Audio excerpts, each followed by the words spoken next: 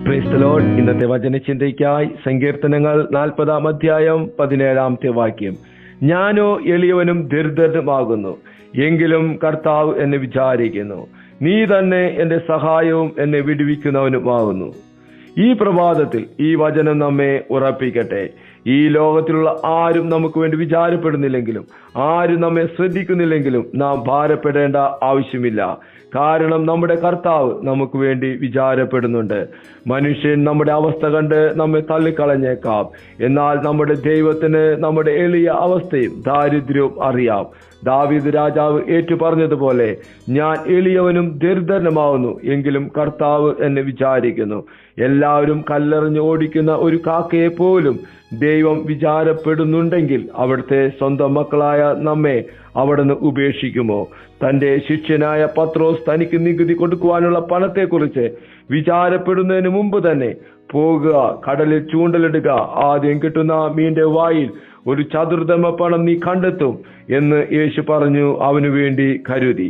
കരയുന്ന കാക്കക്കുഞ്ഞിനും കാട്ടിലെ മൃഗങ്ങൾക്കും അതാതിന്റെ ആഹാരം കൊടുക്കുന്ന കർത്താവ് തീർച്ചയായും പ്രാർത്ഥിക്കുന്ന നമുക്ക് വേണ്ടിയും നമ്മുടെ ആവശ്യങ്ങൾക്ക് വേണ്ടിയും നമ്മുടെ ഭാവിക്ക് വേണ്ടി വിചാരപ്പെടുന്നുണ്ട്.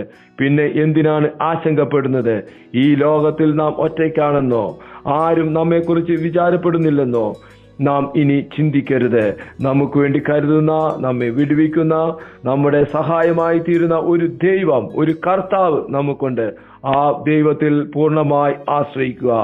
എല്ലാം നന്നായി ചെയ്യുമെന്നുള്ള ഉറപ്പോടെ വിശ്വാസത്തിൽ നമുക്ക് മുന്നേറാം.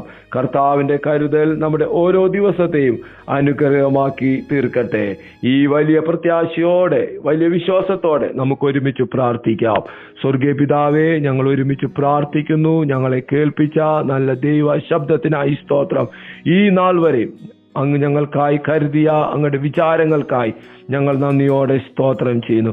വീണ്ടും ഞങ്ങളായിരിക്കുന്ന എല്ലാ സാഹചര്യങ്ങളെയും ദൈവകരങ്ങളിൽ ഏൽപ്പിക്കുന്നു. അതുമേലെല്ലാം ദൈവത്തിന്റെ മഹത്വം വെളിപ്പെടണമേ എന്ന് പ്രാർത്ഥിക്കുന്നു.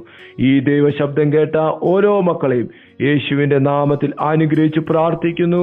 അത്ഭുതമാക്കുന്ന ദൈവകൃപയ്ക്കായി സ്തോത്രം. യേശുവിൻ നാമത്തിൽ തന്നെ ആമേൻ.